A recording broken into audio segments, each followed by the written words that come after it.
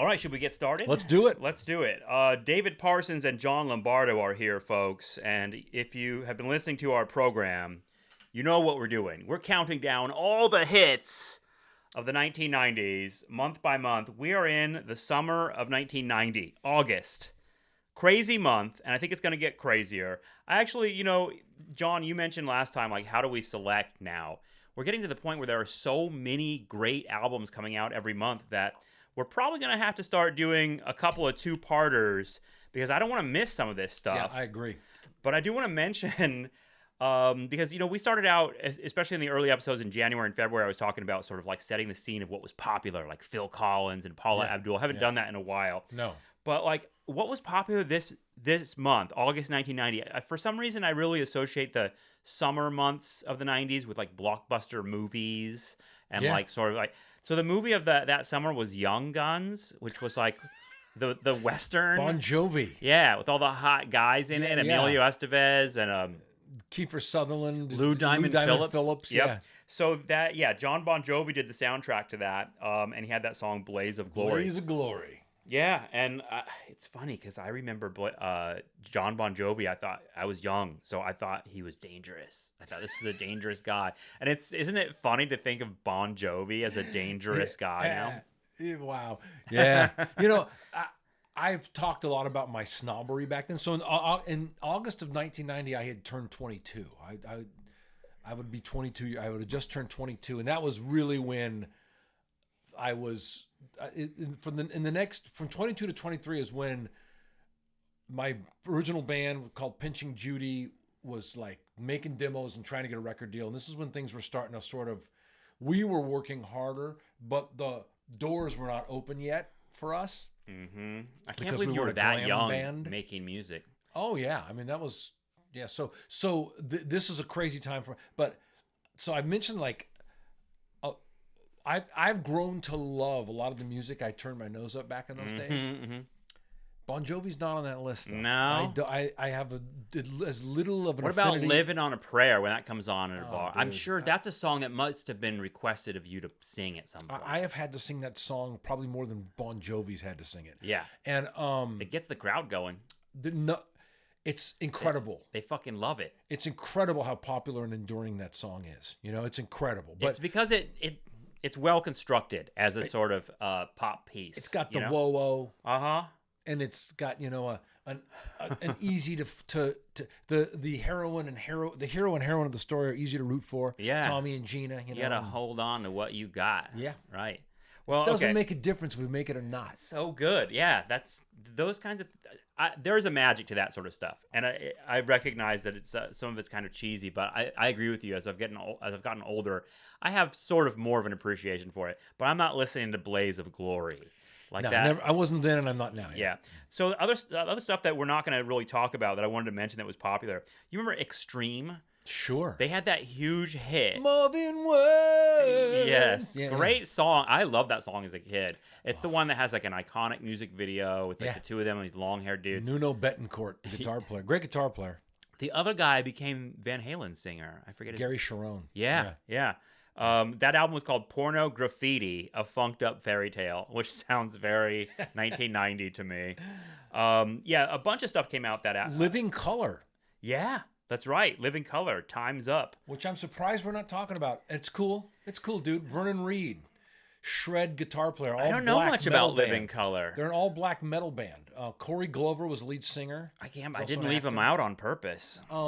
They were considered groundbreaking, and they had an impact because they were an all-black rock band. Right.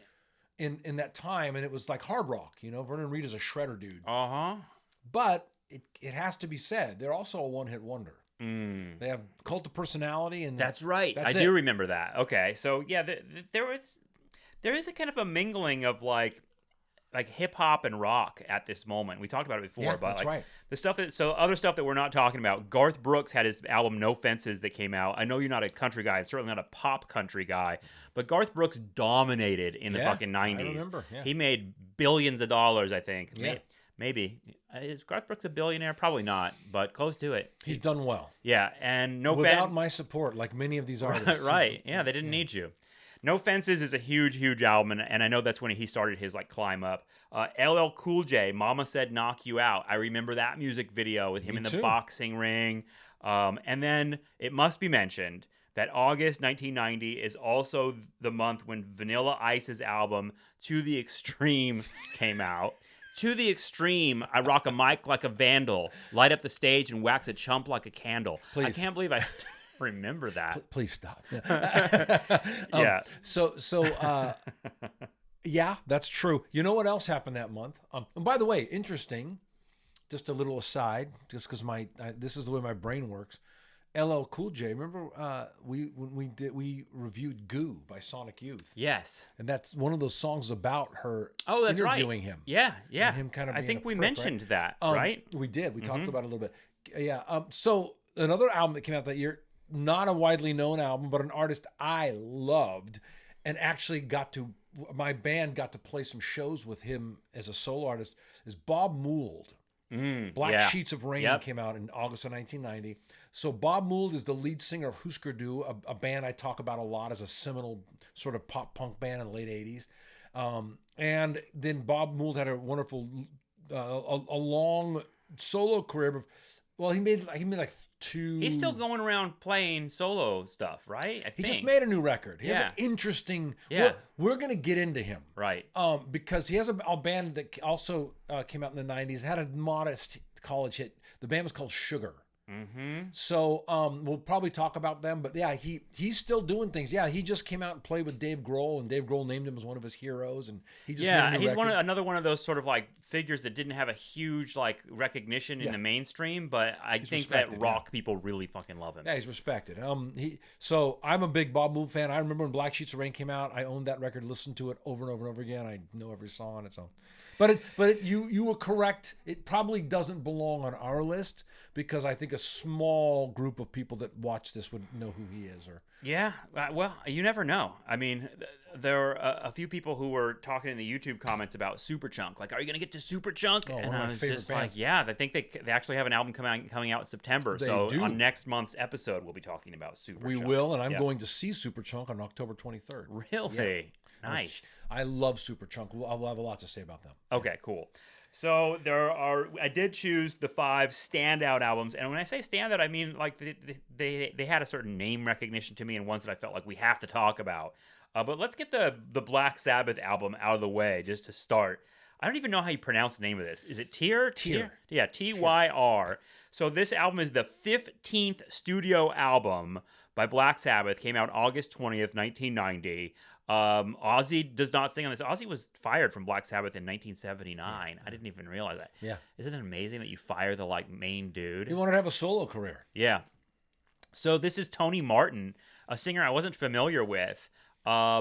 He's a great metal singer, but someone who didn't, for me in this album, and I wonder what you think about it, didn't have a lot of character to his voice. It's just sort of a powerful voice, and it fits really well, and I didn't hate this album, but it felt like it was just sort of like a basic rock voice. Does that make sense? So yeah, I'm gonna have to refer to my Sorry, notes. Tony Martin.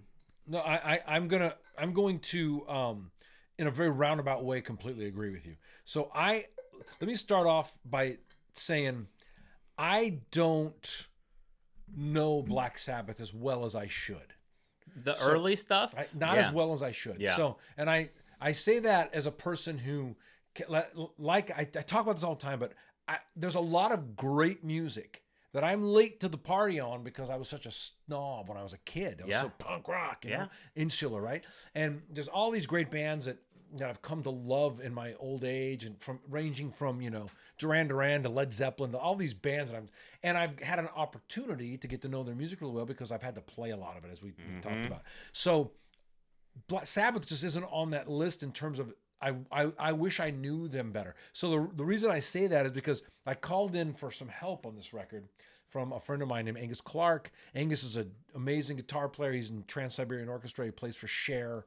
And he's buddies with a bunch of guys that have been in all these famous bands. Angus is a great rock and roll name, too. Yeah, Angus Clark. So this album, I immediately, the first thing that happened when I put the record on, I moved away from the speakers because of the production. Like, you know, it's got that, the drums are so loud, and it's got that ridiculous, like there was a joke in the 80s that we used to make this joke of the metal bands come into the studio and go, bro, I want the drums to sound like cannons. Right. Well, these drums sound like cannons. They're overbearing, in my opinion. Yeah. It's got that horrible reverb on it. It's funny because the drummer, his name is, I've written it down here. The drummer's name is Cozy Powell. Cozy Powell, and he co-produced this record. And so he was like, turn the fucking drums up. Yeah, turn all the way up. Yeah, I want you to hear me. And then this is sort of a drum-centric album. That's what I'm thinking.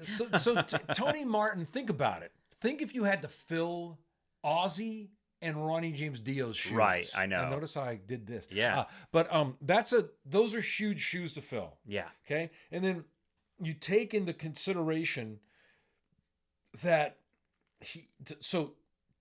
I just learned this today. Sometimes, a lot of times when I'm talking about stuff to our audience, I'm talking from my own knowledge of things. What I'm saying about Black Sabbath, I learned in my research today. So, some of it's reading, some of it's on my friends. So I just want to. I mean, honestly, this whole podcast is a process of learning for me. Like each month, I'm doing a little bit of research to be like, where in the like Pixies discography does this land? Like, is this their first album? I don't even know. But like, you talk about like music that you missed because you were a snob. I missed a lot of this music because I was too young. You weren't born yet. I was born. I didn't have the money to disagree. Buy CDs. Yeah.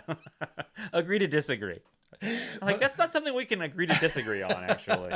So I just want to specify that sometimes I'm talking personal experience. Yeah. And other times it's just, it's a process of mutual. You could go find this out on Wikipedia, I guess. Totally. So I actually try not to use Wikipedia, but anyway, so this record, Tony, so Geezer Butler wrote all the lyrics for Ozzie. These fucking Did you know names. this? Geezer, Cozy.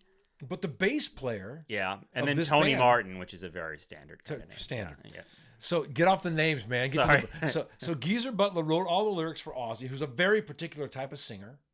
And then Ronnie James Dio wrote his own lyrics. And, you know, obviously, those guys are so different. So Tony Martin comes along, and the first thing that stands out to me when I listen to this record is it sounds like let me give you some of the phrases that I read in the lyrics. Yeah.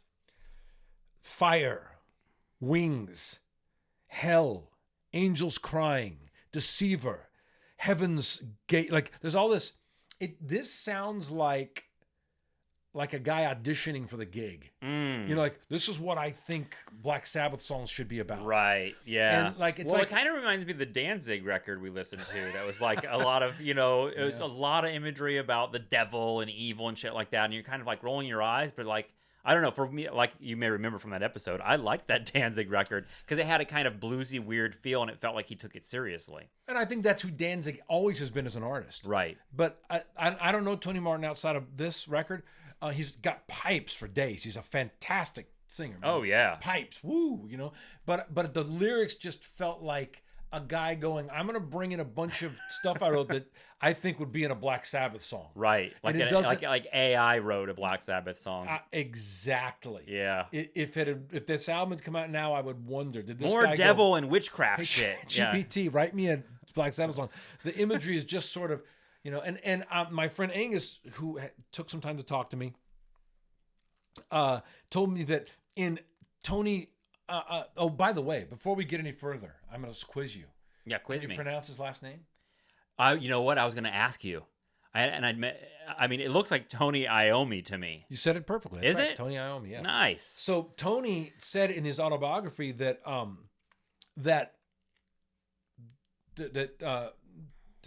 Tony Martin would come to him and talk about like mythology and stuff that he thought, and he was just like, well, what are we talking about this for? Like what? Yeah. So I think Tony Martin came to the table with a presupposition of what should be in these songs lyrically. Right. Well, they are called Black Sabbath. Yeah. You do have to do some of that. And then and so this is Angus's perspective on this record because he's a huge Sabbath fan and he could talk for days about it. He said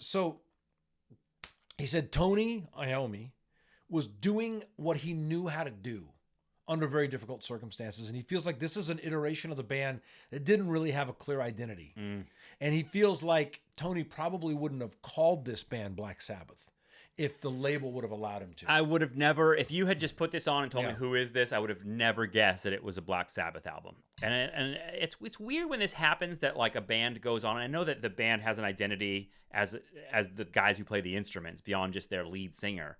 But when there's like guys like Ozzie and Dio are sort of gone, and you're like still called Black Sabbath, it's a little weird. I would agree with you. And Tony, look, Tony Iommi is fantastic, man. You won't be able to find a video of him like not rocking. He's fantastic. He's a legend. He's a legend. They don't. He doesn't. He feels like Angus's point is they don't really know who they are at this time. You know, they have other, like when Ronnie came back in the band, they called the band Heaven and Hell. They didn't. Sharon, I think, wouldn't allow them to call it a Black Sabbath or whatever it was. So he has other iterations, and Angus made, I think, an interesting point to say, I don't think that this would have been a Black Sabbath record if Iommi could have chosen. So it doesn't really know what it's trying to be, maybe. And I think so. That's a good assessment of it. Much in the same way that I admitted that I didn't even make it through the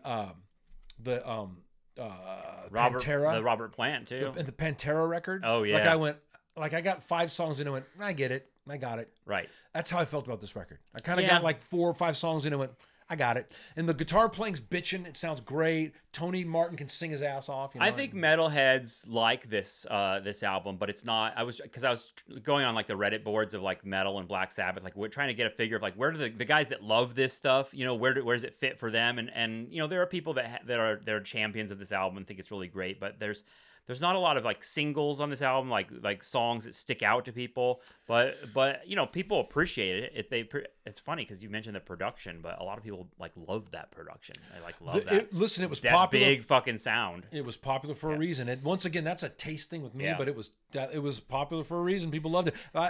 Let me wrap it up for you with this, please. My friend Angus said, John, if you're gonna listen to Pink Floyd. Mm-hmm. Do you listen to Division Bell or Momentary Lapse of Reason? Right. And I said, no. And he goes, just go listen to Heaven and Hell. Nice. Okay. So will that album come to us at some point? Oh, no, that's Ronnie James Dio, earlier. Older, yeah. Go back. Yeah. So that's my standout song from this record. Okay. Go listen to Heaven and Hell. That's great.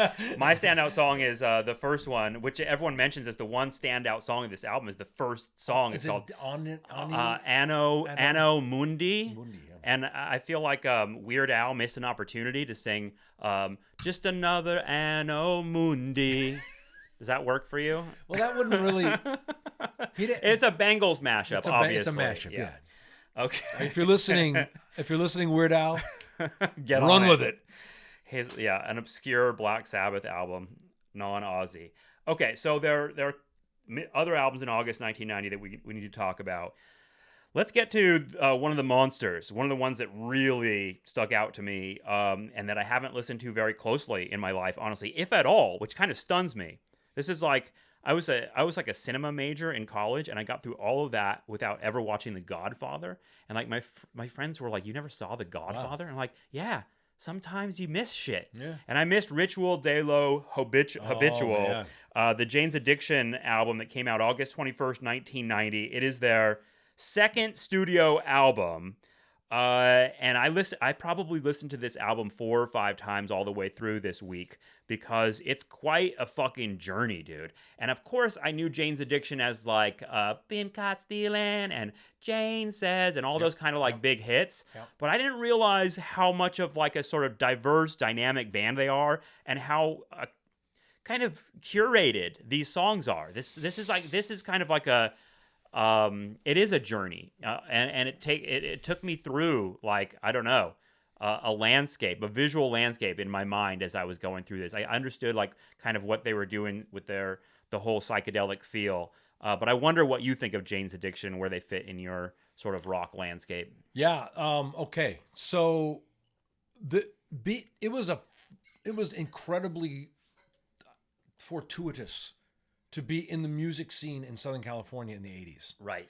And Jane's Addiction is on the top of the list. Why? I saw these guys play in a bunch of little clubs. They're one of those bands like Chili Peppers and Jane's Addiction, and I watched them become famous. You know, I mean, seriously, like one year, like in May, I was talking to Anthony Kiedis at the bar at the UCSB pub where they played, and I went and saw them. No way. And 5 months later, they were playing Long Beach Arena. You know, so. Jane's Addiction was a band I saw in a bunch of little clubs, and then watched them kind of grow into what they became. And here's the thing about Jane's Addiction records: they're a live band. You had to see them live. In fact, their first record, they were legendary because there was a huge amount of buzz about them, and all these record labels were trying to sign them, and they actually. I think it was intentional. I don't know. I don't want to spread rumor, you know, but the legend is that they had literally a packed club that was like half industry people salivating. And they said, hey, you know, tonight we're recording part of the show for the record that we're going to release on our own label. All of you guys fuck off. And they released their first album on Triple X Records. It's a live recording. So they were a live band that didn't always translate well to the studio. Interesting. So if you listen, people say that about the Grateful Dead a lot. That's kind of like the cliche thing that like the real magic was on stage watching them do their 25-minute guitar solos. Yeah, but that makes sense. And when they did the studio stuff, it wasn't as interesting. That makes a lot of sense. I mean, that's an opinion, but one that a lot of people say. So this I listening to Ritual. I remember when Ritual de la Habitual came out. I listened to it a lot. I saw them play a million times. You know, I saw Porno for Pyros play. So I was first of all, I do think Jane's Addiction, whether you like them or not, they are an important band in American rock music, in my opinion. They very much grabbed some of the light out of the black hole that was glam metal in the late 80s. And by doing this really unique thing, which is primarily, once again, like we talked about Pearl Jam and Eddie Vedder, they're a super interesting musical unit. But Perry Farrell is really the guy who, like, you go, what the fuck is happening with this band? He's so interesting as a singer. Yeah. And he was doing something that no one was doing back then, which is using a lot of delays. And he harmonized with himself in strange ways. And the way he used the delay live, it was almost, he used such a heavy delay that he could sing on top of himself. His previous lyric was still going and he could sing on top of himself. It was just such an interesting thing to watch this guy do. It was so inventive and unique.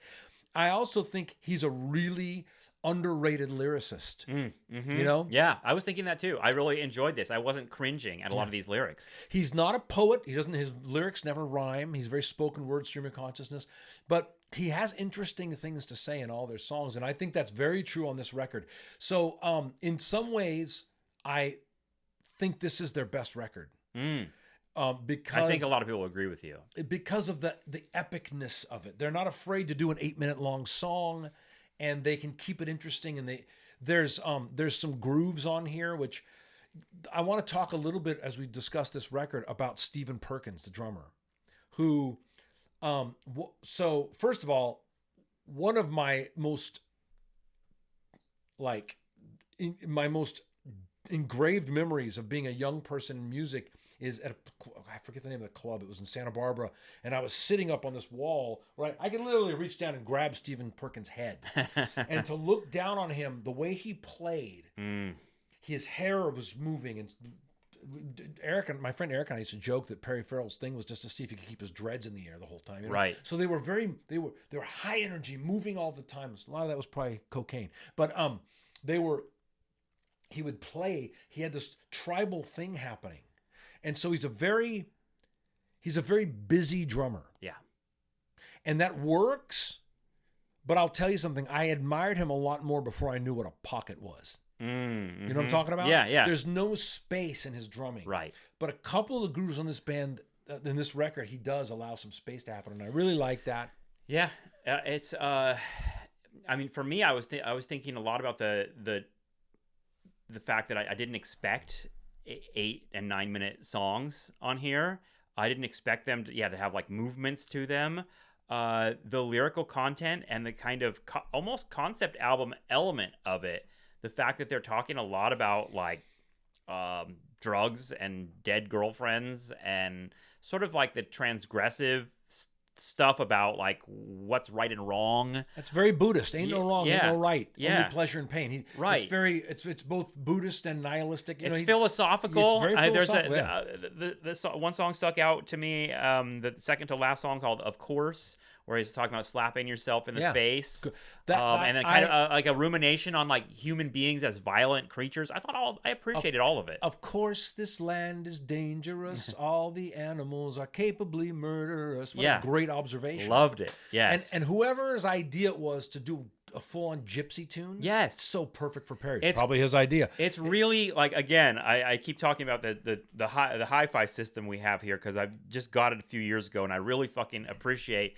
after years of listening to streaming shit on the subway in New York in my headphones, like filling a room with music and hearing that particular song, of course, it's got such a creepy vibe to it, but it's sort of like this driving rhythm, and it's perfect for the lyrical content where he's just like asking you to consider like that all creatures can be murderous. Yeah. I love it. And then he gives that. I love the. You know who does this really well is Ben Gibbard of Death Cab for Cutie. Perry can sing a long form idea and make it work. He goes, when I was a boy, my big brother held onto my hand and he made me slap my own face. Yeah. Looked up to him then and still do. He was trying to teach me something. Like, that's just a statement. Right. But he it's can, like a paragraph. And there's something sing-songy and childlike and almost nursery rhymey in the way he does things. Yes. And that's a real appealing. He's an interesting artist. He's I'm sorry to see how fucked up he is now, but they famously imploded this year on stage. I don't know if you saw that. Yes, it was really, really sad, actually. And particularly thinking about the fact that, reading again, doing research on this album, finding out that, and it's stuff that I think I knew, but I was reminded of, that Perry Farrell's like mother killed herself when he was 4 years old. Yeah. Dave Navarro's mother was murdered when he was 14, and it sent him into a spiral of depression and drug addiction. Yeah. And that when they would play some of these songs that are written through those experiences, the last half of this album, when they would play them live, Perry would sometimes put his arm around Dave before they were about to play him and say, "Let's do this for our moms." Oh, wow. And I thought that was so fucking profound and real. And then thinking about them imploding, on stage and fighting and hating each other. I mean, Jane's Addiction is they represent a lot of my memories, my first memories of 90s counterculture rock and roll, thinking about these guys as like drug addicts, fucked up dudes that are into the sort of like weird side of life. Do you remember like Jim Rose Circus? Sure. Do you remember that? Yeah. Like there's a lot. Sure. Yeah. You mentioned Perry's dreads. Yeah. But like white dudes with dreadlocks, piercings, tattoos. I mean, obviously I got into some of that stuff myself. It's sort of like, that always felt like a cool part of rock and roll to me, is these guys that were sort of on the edge. But I think that what's important to recognize about that is that when you're on the edge, and we've said this before, you can fall over that edge and go to places that are really fucking dark and sad. And I think that's part of the history of Jane's Addiction too. Yeah. So when they, like, a lot of people fucking hate Perry Farrell. They like think he's an asshole. He is a polarizing individual. Right. I mean, I've seen him live. He's a total artist, though. The last time I saw him on a stage, it was Porno for Pyros. It was a long time ago. Because Perry's, what was he, like 60 now? 65? He's 65. Yeah. So that blew my mind. So He's had a lot of plastic surgery. He looks like a dude. And he looks and sounds like an old guy in a lounge on a cruise ship right now. But I saw Porno for Pyros. So this would have been 30 freaking years ago. Right. Because I remember him getting in for a long time. This is a live show. Everybody's paid to be there. He got in this fight with this guy in the front row. Just going off, and I'm like, "How old are you, motherfucker?" I'm 35, and I'll party your ass under the table. That guy, like, just this ridiculous. He's very polarizing character, but I do not think that you can deny that he is a great artist. No, me either. I really respect what he does. If you look at a song like "Been Caught Stealing," okay, their biggest hit, right? That whole song is one chord almost. Bam, bam, bam, bam, bam, bam. It's a repetitive groove. He makes it interesting, but all the weird shit he's doing. And the dog's barking at the beginning too. Yeah, so iconic. Yeah, and the revving the motorcycle. I can't think of that that song without seeing the video in my mind and like seeing like and hearing Beavis and Butthead talking about it, because that was like, I mean, this is something that people have mentioned in the YouTube comments as well, how much Beavis and Butthead were a part of MTV. Sure. And were introducing like interesting music. You were all of a sudden like, oh shit, they're like talking about something that I've never heard before, and I was into it. They found a way to like make that cartoon introduce their music videos. And I know it was like a synergy. Yeah. It became a potent form of American satire. Yeah, totally. It really did. They could make fun of. I remember Vince Neil had a solo album after Motley Crue, like in the early '90s, and I remember them watching it, and they just sat there, and Butthead goes, "Who writes this crap?" and I think in that moment, Vince Neil became uncool. You know what I mean? Like they could comment on things, and if they were going, then it was cool. Totally. You know, it's interesting. That's true. Yeah. I remember like, oh, if Beavis and Butthead, who aren't even fucking real, they're just like teenage like cartoon characters. If they think it's cool, I think it's cool. And in fact, I believe it was Vanilla Ice. Yeah. They were watching his video and they just didn't say anything. They were just like, what the fuck? Yeah. They didn't ever speak, and that was like enough. Well, it's funny you mentioned Vanilla Ice because he was dominating the charts for this particular summer. But what I read about him is that at a certain point early in his trajectory, people turned on him and recognized it as more of like a novelty act than like a music thing. Vanilla Ice. Vanilla Ice, yeah, and sort of yeah. But that was like fatal to his trajectory as an artist. Whatever he is, people were kind of like instantly turned off when they realized he wasn't like a real gangster or any of that shit. Yeah, we were all shocked to learn that he wasn't of the street. Well, what's fucked up is that he took that Bowie sample that and Bowie and Queen, right? The song you injured yourself singing. That's right. Right? Yeah. What's that song called? It's called Under Pressure. Yeah, Under Pressure. It's a great song. They didn't even ask for rights for that. They just fucking did it and then paid a lawsuit later. He claims which is it's incredible. He claims it goes dun dun dun dun dun dun dun dun dun dun. Come on, dude. Okay. Whatever. So this record, Jane's Addiction broke up after this record, and Perry Farrell was the guy. Which, by the way, if you say his name fast, it's Peripheral. So I never noticed that before. So he said he was the one that. I mean, I think they had a lot of internal shit going on. There was a lot of drugs, and that. I think Navarro got clean and Perry didn't, and that always. Yes, and I think that's still true. I think that was part of the root of their fight on stage recently. I think Navarro's been clean for a long time. He might have relapsed a couple times, but they also sort of interact with the Red Hot Chili Peppers. I think Flea came in and played bass for Jane's Addiction later, and Dave Navarro was the Chili Peppers right for years. And they made a record called One Hot Minute. Is it Josh Klinghoffer? The Red Hot Chili Peppers. Yeah. He was in the Chili Peppers for a while and also in Jane's Addiction. So there's a lot of interaction between those two bands. So I'll go back to my story of why Perry disbanded the band or why he quit, because I do want to point out another thing I love about this record is Dave Navarro, who to me is a bit of a one-trick pony as a guitar player. He's not my favorite Red Hot Chili Peppers albums, honestly. No, it's the Frusciante stuff. To me, Frusciante is the sound of the Chili Peppers. But that's what. So we could debate that because there was a whole world of Chili Peppers before. Slovak. Hello, Slovak. But I wasn't born yet. So. Navarro's shortcomings. Agree to disagree. So Navarro's shortcomings or limitations, let's say, not shortcomings, his limitations as a musician are evident in that. That you put him in another pool and he didn't swim very well. Right. And so he is very much this just sort of pentatonic blues scale, fast wah-wah pedal, heavy riff guy. But I think that in this record, he stepped out of that and has some really beautiful... Let me show you something. Yeah. Now, it's very much Led Zeppelin live in 1974 playing the Rain song, okay? Yeah. But this, if this is in tune, this... Yeah.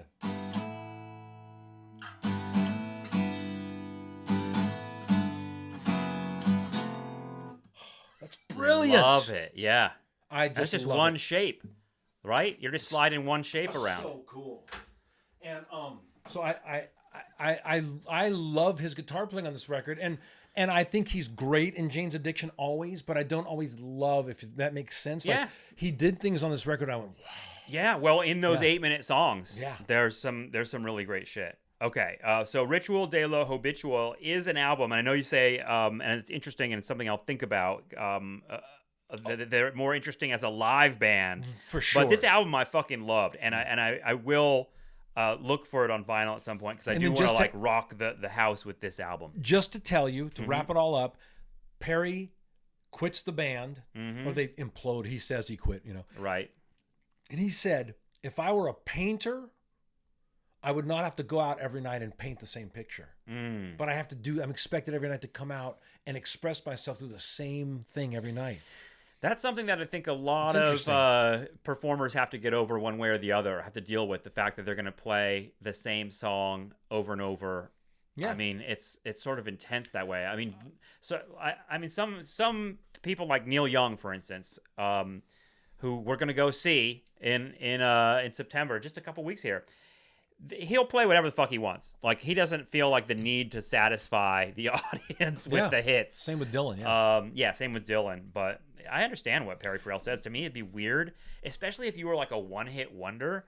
Some of these bands that are that like from the 90s, they'll come out and play that song and then play it like 2 or 3 times. I haven't ever seen the same that. audience. I have not seen that, so that's frightening to me. But I played a lot of cover music in my life, and I have always said, given enough time, every band is a cover band. Right. Like, I went and saw the Stones last summer. Me and Della went and saw the Stones. Great. But they're like covering their own music. Right. No shit. Yeah. But whereas how many times can you sing fucking Satisfaction over the course of 6 fucking decades? But if you look at somebody like Bob Dylan, and Elvis Costello does this too. Bob Dylan might do My Back Pages, but you don't even recognize he doesn't. Oh yeah, he well he's a genius of that. Over and over to the point again. where you're like, oh fuck, he's doing Mr. Tambourine Man. I don't even fucking notice it. So I get that. Yeah. Okay, so let's move on to another towering album and band of the 1990s, and one that I think still gets a lot of attention is Alice in Chains. This album, Facelift, is their debut studio album, came out also August 21st, 1990, the same fucking day as Ritual de la Habitual. What a fucking treat it was to be alive in 1990 to get these, like, that's part of what is like blowing my mind here, is how much creativity and how much like how many like legendary bands are putting out shit in this era. But Alice in Chains, I listened to this album again on the big system. It fucking rocks, the whole album.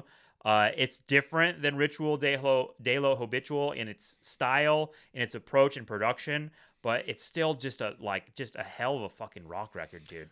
What do you think of this album? So first of all, I'm glad we're doing these in succession, because I put Alice in Chains and Jane's Addiction in a similar category, along with maybe like Tool also. These are bands that take the hard rock format and really do something interesting and unique with it. Right. Where I'm like on the edge of my seat. Yeah. Okay. I just think Alice in Chains, this isn't one of the early records. It's it's our first one. Their first one. Yeah. So like Mother Love Bone, it's got a little bit of that 80s glam metal sheen to it. But there's something in the water in Seattle that there's just this heavy, and then this classic rock thing they bring in that overrides the cheese.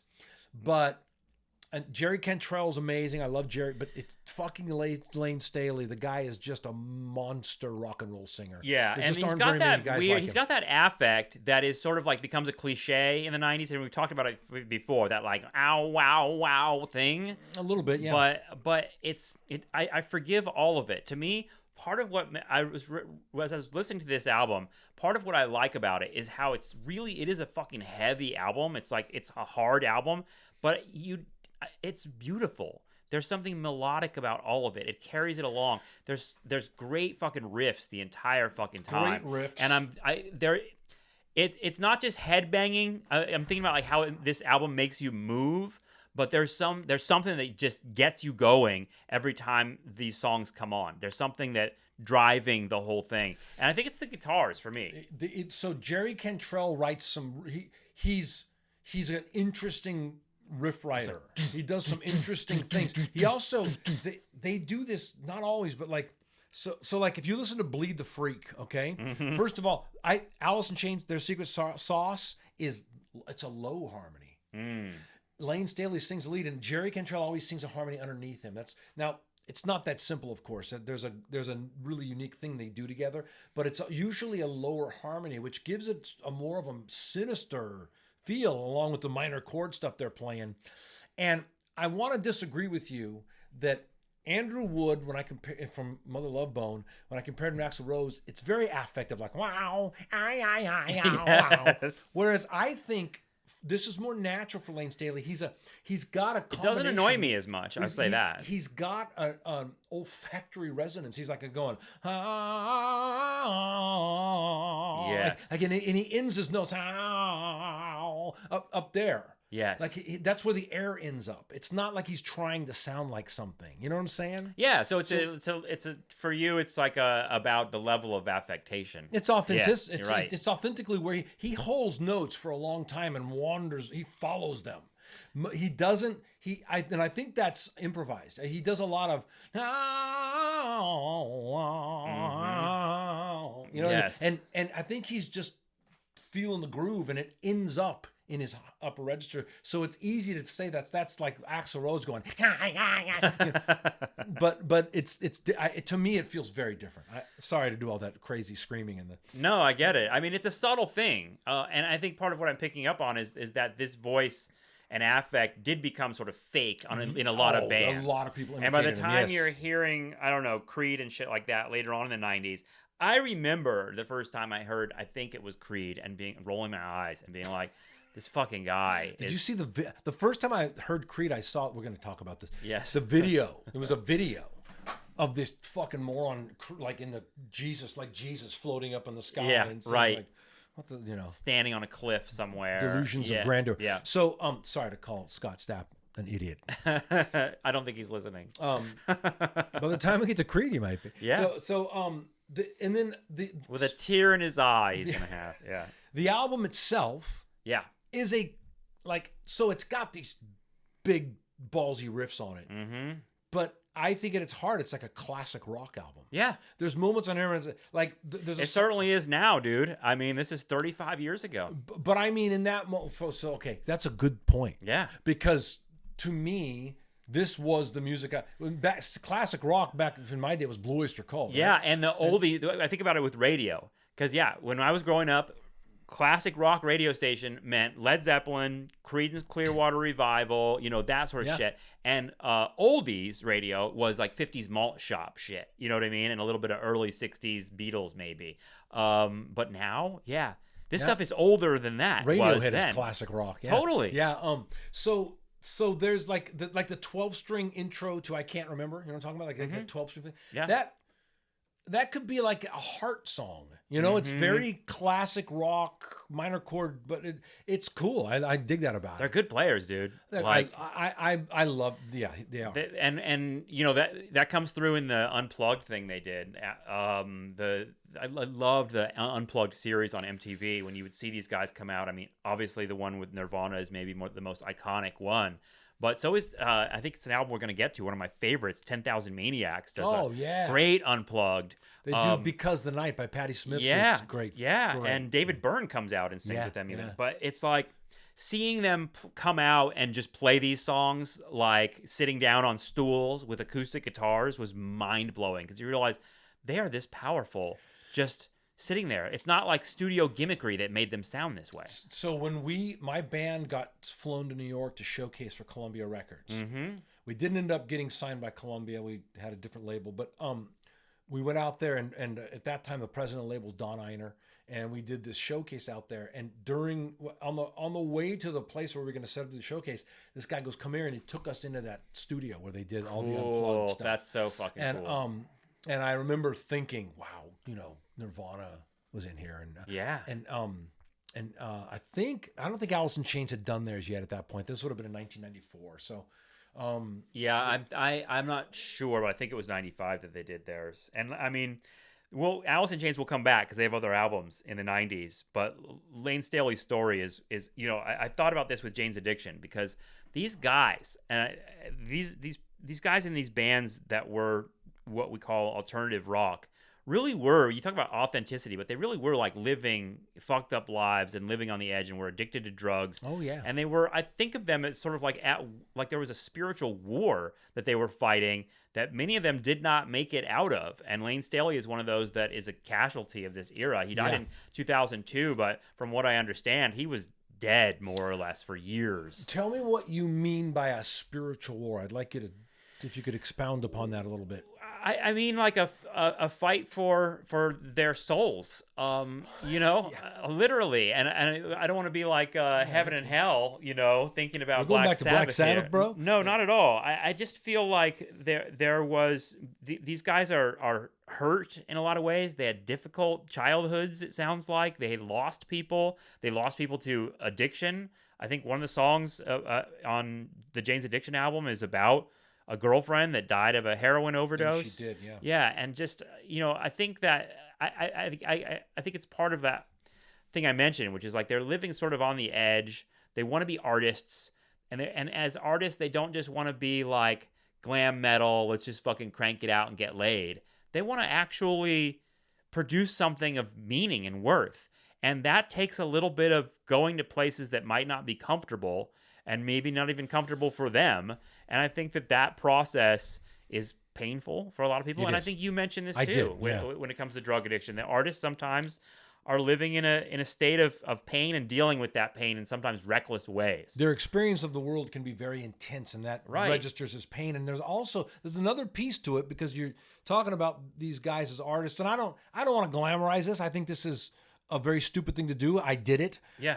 And also, by the way, we also talked about Iggy Pop last week, right, who had a great childhood and still got fucked up on drugs, right? Yes. So I also feel like that when you are an artist in a medium that is a popular art form, filmmaking, acting, if you're a sculptor, the chance that you're going to become as famous as Brad Pitt is not very good. Right. So you're not living under that pressure, but there are pressures, whether you want that consciously or not. You put a lot of pressure on yourself. And the drugs also, like, you just, what drugs really do in a funny way is it's a cheaply bought form of presence. So if you're a meditator, and I am, the goal is to become fully present, to break from the past and the future where all the anxiety and regret is and all that, and just be. Right. And drugs let you do that Shortcut. in a way that has tremendous side effects and shortcomings, and there's a tremendous price to pay for that version of it, but I think that's part of it too. And so that's why I wanted you to expound upon that. I thought it was an interesting take. I would also think fame and celebrity and money and things like that can fucking twist people up. And there's a big discourse, and I think we'll get to it, especially in the 90s, about selling out, and what it meant to sell out and whether that was cool or not. That's changed so much. People don't think about that in the same term anymore. People are like desperate to be in the Apple commercial or something like that, because it's really the only way you get paid. But there's something about celebrity and money that you see fucking ruins people. I mean, you mentioned Perry Farrell now, like, as like this plastic surgery sort of monster, and it's sort of like, yeah, when you've been famous and fucking rich for decades, it's hard to be normal. I think it's hard to be like a regular person. I've never been famous, yeah, so I can't speak to it from personal experience. But just wait, this podcast is gonna just explode at some point. And we'll be wearing fur coats and driving Maseratis. Will there be chicks? So finally. So I've never been famous, but I've lived in small pockets of having attention on me, and it is unpleasant after a while. Yeah. And so I do think that if you are already struggling with who am I, and I have unresolved pain and scars that I don't know how to deal with, things like your mother dying and stuff, and I don't know who I am, and then you're pursuing this path where it's easy to believe that when I have money and everybody loves me, everything's going to be solved. And you get there, and that's not true at all. Those problems are still there, and there's a whole nother bunch of problems. that I think that's extremely destructive to people. That's famously the trajectory of Kurt Cobain, Yeah. you know, and another person who I think within a few episodes here we'll be getting to some albums from Nirvana. 91 is a crazy year, but let's continue in August 1990. Let's talk a little bit about what's going on in the hip hop world. This will connect to a previous episode we did about Ice Cube's America's Most Wanted. This album by NWA, 100 Miles and Runnin. It's an EP, actually. Comes out in August 14th, 1990.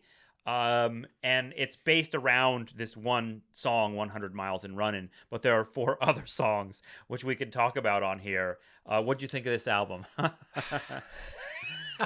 Okay, well, you go first on this one. So we talked about Ice Cube's first solo album earlier, which now feels like fucking amazing in my head. Oh yeah, yeah. And I said it then. I want to say it again here. If this is the only episode someone's listening to, I love Straight Outta Compton. I think it's a brilliant record. I really do.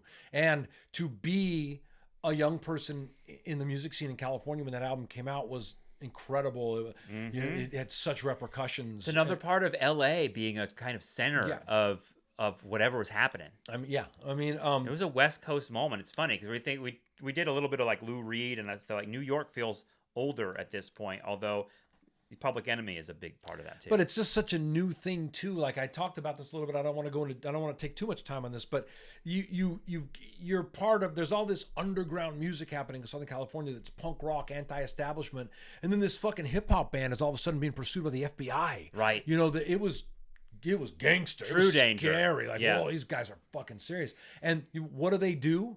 They make another record. Yeah, fuck you. They do it. They do it again. So the first thing I noticed on this record, I want to ask your opinion about this. Yeah.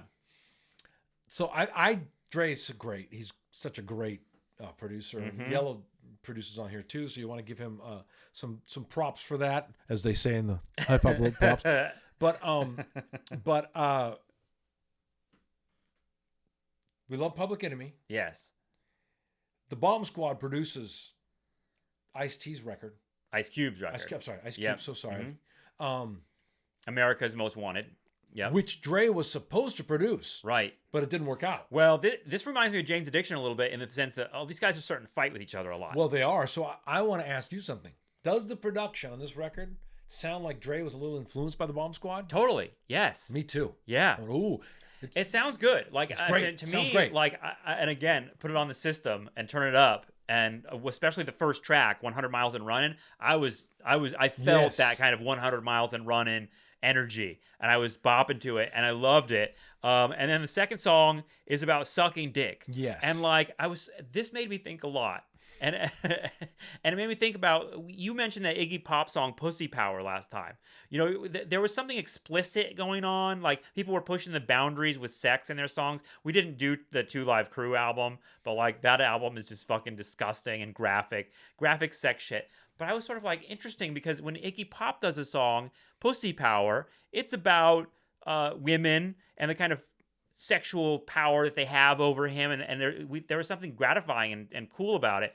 When these guys are singing about dick sucking, it's so basic, but I also was kind of like, there's something weirdly gay about how much they're talking about, like dicks and balls and cum. That's great. Like I was just kind of like, and I know they wouldn't appreciate that because there's like a rampant homophobia among these guys. Yeah, hip hop. But I was just like, God, you guys think a lot about dicks and balls and cum, and it was sort of weird and uncomfortable, and just play that song for anyone that's not like a teen. I listened to that song in front of my wife. Did you really? I did.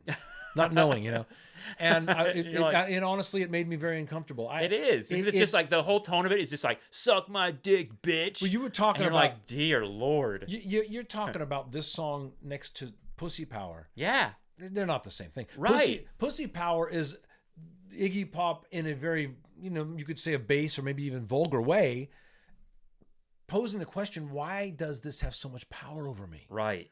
But it's respectful of what a woman is. Totally. It feels And like a feminist song. He's just calling it pussy because Right. But he's like, I got this stuff's just when I am the way I feel around a woman is so overpowering, and let's face it, we all feel that if we're heterosexual males, but this is so gross and rude and disrespectful and treating women like fucking cattle. Yeah. And that's why I don't like it. It's not cultural for me, or it's regressive. Yeah, totally. I didn't make it through the song. No. I got it. It's so bad. And it's sort of like... He even talks about shooting a woman if she doesn't do it right. Or gives them a disease or something. And it's sort of... It's weird, oddly humorless. Oh. You know what I mean? You're just kind of like, these guys are just trying too hard to be like, yeah, this is what we're about.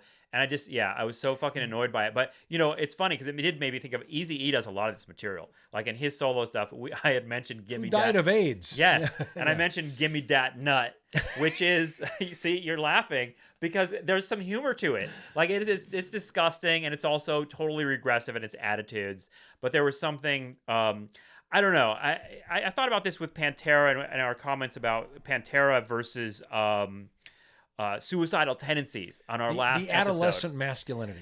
There's that, but there's also like, if you're gonna be fucking, give me something weird, something aggro, or something not aggro, something weird, something even queer, something funny, some edge to it that makes it interesting and creative. If it's just suck my dick, bitch, like it's not interesting.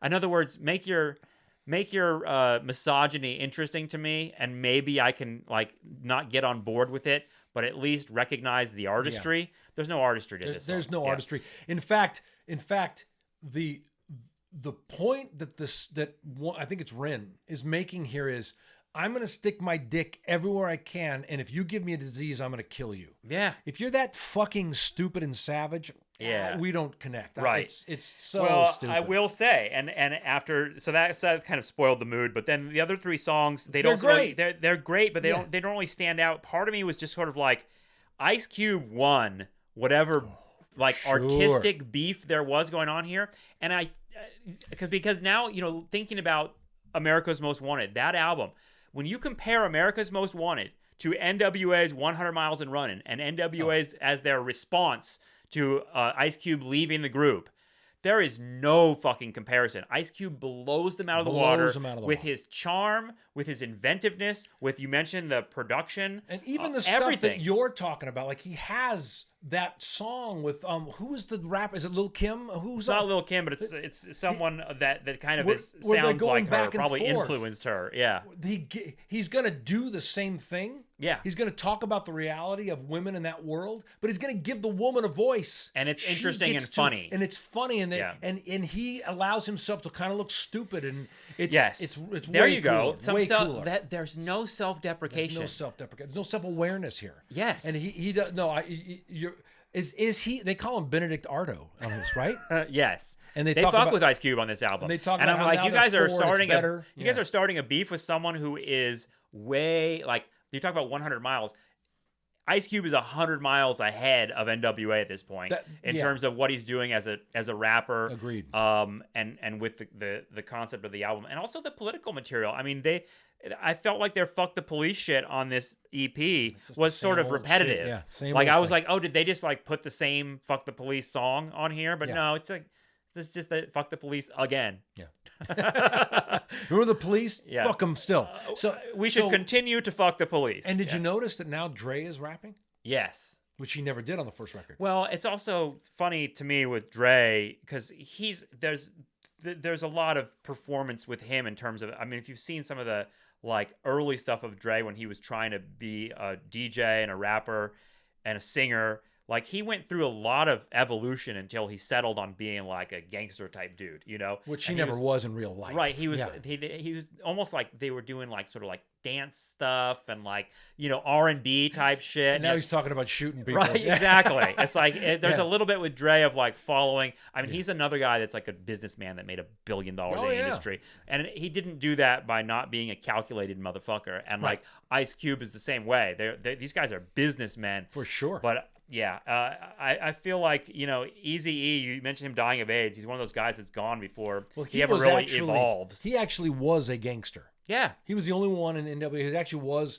and I think they all... He's a hilarious voice. Like, his voice is, you can instantly recognize Eazy when, boy, we're coming on like, hey, here he comes. What's he going to say this time? Every time I hear him, I just think of Eazy-E's fucked up and got the 8-ball rolling.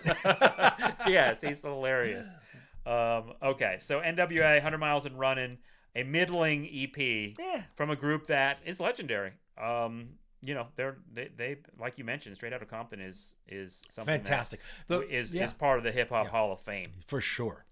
Okay, so last album is an album by a band that I know is a big touchstone for you in the '90s and beyond. Is the Pixies? They put out an album called Bossanova, third studio album. What do you think of this one? August 1990. What are the Pixies up to? It's not. I know this. It's not one of their biggest albums in terms of what people think critically and commercially about the Pixies, but I really enjoyed it. I'll say that. So I always like the Pixies. The Pixies are one of my favorite bands of all time. Yep. I've seen them several times. I saw them at the Ventura Theater in 1989. That's so cool. On the Doolittle tour. So I wasn't born yet. It's agree to disagree. This is this feels like okay. Let me try. So get it together. As a Pixies fan, right? I feel like this is not an album so much as a chapter. Does that make any sense? Interesting. Yeah, totally. Like it's, and I know they were in a hurry making this record. Yeah. I think they'd moved to LA, and this is one of those where Frank says Black Francis says he's writing the lyrics on napkins like 10 minutes before they go to record the song. And so Black Francis, Joey Santiago, and David Lovering, who's in another band we're going to talk about in the 90s pretty soon. He was the drummer in Cracker. That'll be an interesting. Oh, nice. Yeah, Cracker. So David from Camper Van Beethoven, what's his name? We'll get to it. So they moved to LA because I know they want to make a record there. And Kim is still she's just in Europe making a record with the Breeders. Remember they made Pod? Right. And the first Breeders album. Yeah, the first Breeders album. And there's a lot of the turmoil's building up where she wants a bigger part of what the creative process is in the Pixies, and is having trouble accepting that she's not a co-leader with Black Francis, So this does feel like some of the ideas aren't completely fleshed out here, maybe. But it's still... Kim doesn't seem super present on this album, honestly. Yeah, that's she's around. I hear a voice, and I hear her like her musical contribution, but it doesn't feel like there are a lot of... Are there many Pixie songs that she sings completely? She sings Gigantic. She sings I mean that's on I think it's Surfer Rosa. Right. But she, to me, I'll tell you, as a huge Pixies fan, they're not nearly as interesting without Kim Deal. Yeah. There's just something in the way she plays and the way her voice sounds, and the punctuation that she offers.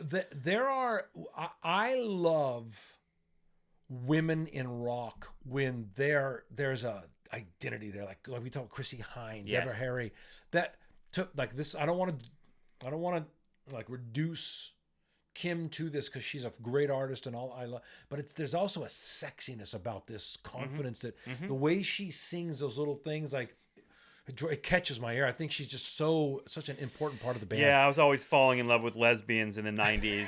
And it's something that Weezer, I think, does a song about, actually. Pink Triangle off of right.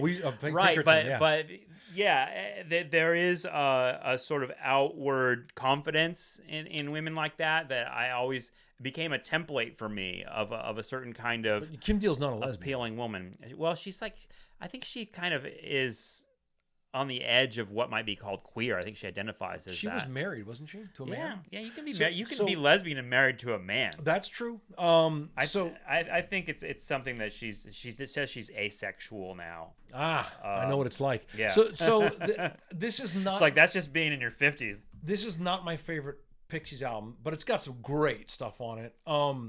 So like really great stuff. Like Valoria is the beginning of Valoria is so cool. Yes, I love that song. And it's such a and that's that the way if you listen to the way he plays those chords, the guitar,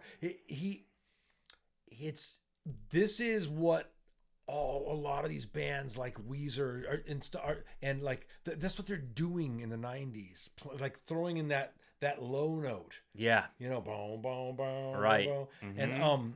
And that might be, I don't know, that song might even be in drop D, but so I've talked about this a million times. In the 90s, there's pop punk, and then there's the sludgy, grungy stuff, the Alice in Chains, Soundgarden stuff, and then the pop punk stuff is Green Day and Weezer and stuff. Blink 182. Are they 90s? I think so. Yeah.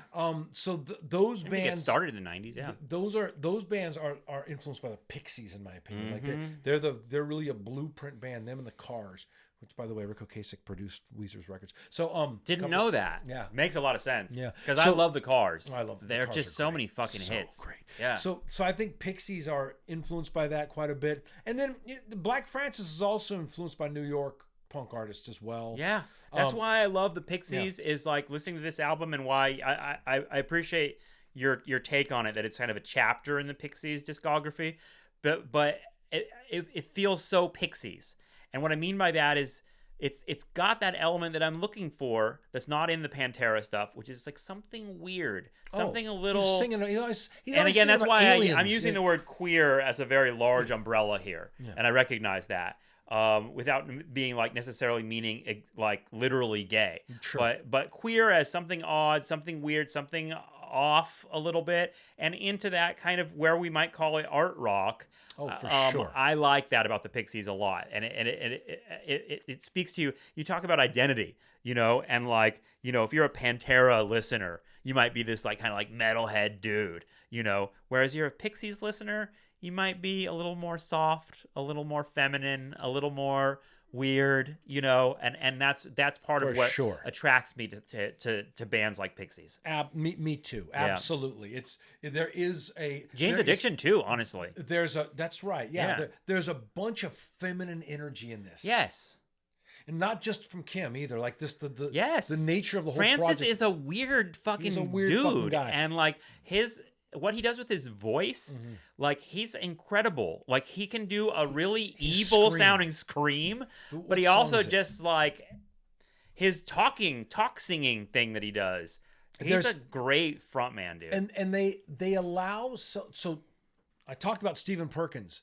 Opposite here. There's so much space in Pixie songs. They'll ring on a chord, or just be drums for a while. Oh yeah. And then he'll talk a little bit, and I love that. I love the space they put in it. There's a lot of strange. Did you notice that in a lot of these songs, they go to the one halfway through a phrase? Did you notice this? There's a lot of like, let me just see if I can do this again. Yeah, another guitar demo. So I love these, by the way. A lot of like, I'm not even going to play a Pixie song. Okay. But like going back to the one, I'm like.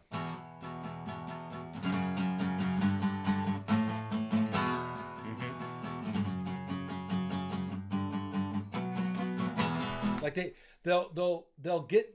It's a 4 on the floor. It's very simple, but they don't make it all the way through the phrase. And a lot of these songs, they go back to the one. It's a strange thing for the ear, and I like it. I think it's super cool. Yeah, like I'm digging for fire. That's it. I'm digging for fire. I'm digging for fire. Like yes, and there's a lot of songs like that on this record. That explains. I love finding like the sort of like I love that you can explain. I think it's a big part of what makes these conversations for me productive is that you can explain the technical element of what they're doing that gives it that effect, because most people listening to this music aren't musicians. Most people who listen to rock music aren't musicians. But they're being moved by exactly what you're saying. Like, oh, that's because it's going back to the one. Yeah, they're either being, oh, that caught my attention, or if you're a type of listener, you're going, eh. Right. Because a lot of people have very simple capabilities to consume the time of music. Well, I mean, you mentioned it. I mean, that's why jazz isn't popular. Right. The drop D tuning. I mean, I think most people who love 90s music don't know what drop D tuning is, and yet they would recognize it, and they're moved by it. Yeah. Because it gives it a certain feel. Ironically, Yeah. from a production standpoint, they waited till 1990 to fall prey to the awful snare thing of the 80s. Like Who, the Pixies? Yeah, Yeah. David Lovering's snare sounds like shit on this record, but and it's kind of that's one of the things that the Pixies have they have an EP called Come On Pilgrim. Yes. Then they have a full album called Surfer Rosa, has like Gigantic and Where's My Mind on it. And then they have Doolittle, which is their most well-known record. It's a masterpiece. It has their song Here Comes Your Man, which is probably their biggest hit. Yeah. And then this album, Bossanova, and then Trompe Le Monde, and then they break up. And that's like the classic Pixies era. Okay. And I would say of those 5 records, Bossanova is my least favorite. I love it. I listen to it. I like it. It's like, it's like I said about Uncle Tupelo. No Depression is their worst album. Right. I didn't mean that as an insult. That's a compliment to Yeah, them. no, it's just rating them. As great as this record is, it's their worst one. Right. That's how I felt. It's like, and it's a lot of it's because of the production. There's a sheen on it that doesn't befit the Pixies. Albini produced their first record, Right. So, and Gil Norton did, I think Gil Norton did this one too, but Black Francis co-produced this album. So maybe he's got designs of like, we should be more famous than we are. Who knows? I don't know. And then The Happening. The Alien song.